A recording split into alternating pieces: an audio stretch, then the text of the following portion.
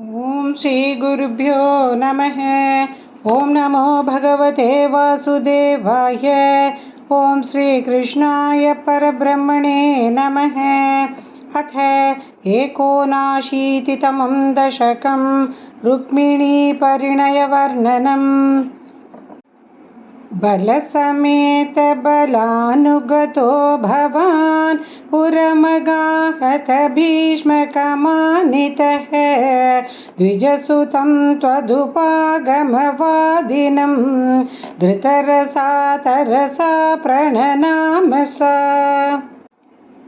भुवनकान्तमवेक्ष्य भवद्वपुः नृपसुतस्य निशम्य च चेष्टितं विपुलखेदजुषां पुरवासिनां रुरुदितैरुदितैरगमन्निशा।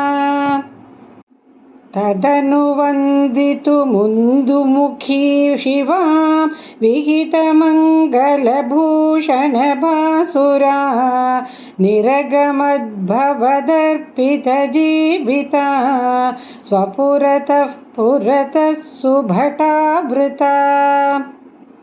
कुलवधूभिरुपेत्य कुमारिका गिरिसुतां परिपूज्य च सादरं मुहुरयाचत तत्पदपङ्कजे निपतिता पतितां तव केवलम्। समवलोककुतूहलसङ्कुले नृपकुले निभृतं त्वयि च स्थिते नृपसुता निरगाद्गिरिजालयात् सुरुचिरं रुचिरञ्जित दिङ्मुखा। भुवनमोहनरूप रुचा तदा विवशिताखिलराजकदम्बया त्वमपि देवकटाक्षविमोक्षणैः प्रमदया मदयाञ्च कृशे मनाक्। क्वनु गमिष्यसि चन्द्रमुखीतितां सरसमेत्य करेण हरङ्क्षणात् समधिरोप्य रथं त्वमपाकृताः भुवि ततो विततो निनदो द्विषाम्। क्वनु गतः पशुपालयितिक्रुधा कृतरणाय दुभिश्च जिता नृपाः न तु भवानुदचाल्य ततैरहो विशुनकैः शुनकैरिव केसरी।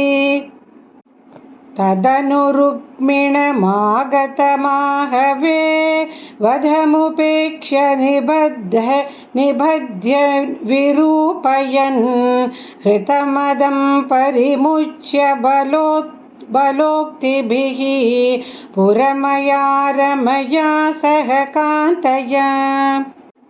नवसमागमलज्जितमानसां प्रणयकौतुकजृम्भितमन्मथाम् अरमयः खलु नाथ यथा सुखं रहसितां हसितां शूलसन्मुखीम्।